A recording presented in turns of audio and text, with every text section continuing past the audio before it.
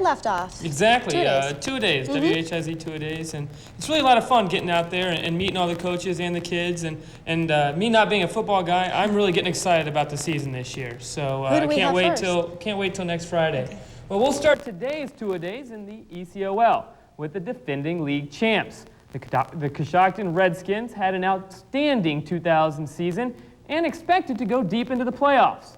But unfortunately, things didn't go the way they wanted, dropping out after a loss to Ironton. That game was the only blemish on the Redskins' record and remains the driving force for the guys this year. Tough to go that far and lose, but knowing that you made it, past the first round of the playoffs, it gives you some hope for the next season.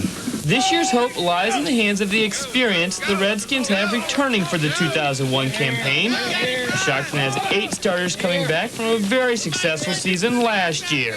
We have several returning starters, and they're good ones. They started on an 11-1 team last year, and so they have a lot of experience in playing in those 12 football games, and we expect them to be our leaders this year and take us to where we want to go. Season started, two-a-days.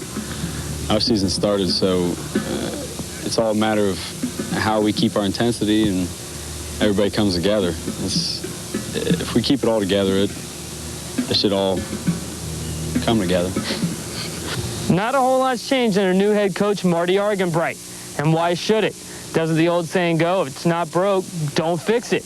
The Redskins went 11-1 last year and won the ECOL. They also took a trip to the state playoffs.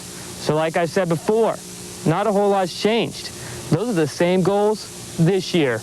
That's our goal around here is to, we want to advance farther than we did last year. And, last year we wanted to advance farther than we did the year before. That's like we talked about earlier with success and high expectations. We expect to advance in the playoffs. It's not really any different at all. He's kept the offense the same, and I'm used to him being there because he's been here for quite a while, and he didn't want to change anything. That'd throw us off, and he says it's our team. He says it's the seniors' team, so we're getting it done.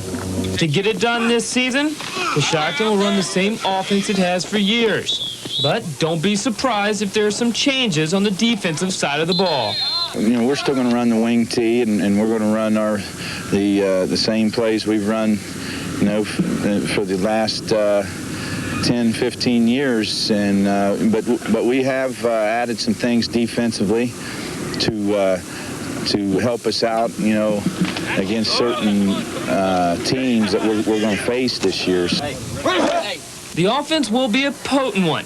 With one of the best backs in the state, Brian Davis, and a couple of great backups, opposing defenses should look out. We're kind of like the unsung heroes,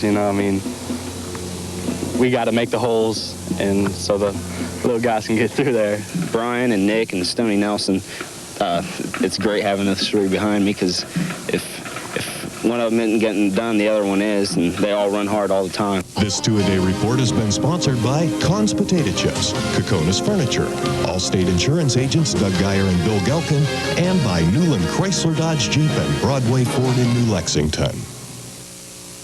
Now, Coshocton will start this season next Friday versus Riverview. These two schools are only separated by about 8 miles, so that's a nice little friendly rivalry. Another neighborhood school, Ridgewood, goes to Coshocton on August 31st. Then Coshocton-Cambridge. The third oldest rivalry in the state takes place October 5th. 2 weeks later, they'll wrap up their ECOL schedule with New Philadelphia. Now, coming up on the WHIZ two-a-days, we've got a special treat tomorrow with 2 schools at 11, the Miller Falcons and the Crooksville Ceramics. Then on Sunday, we'll head to Newark to check in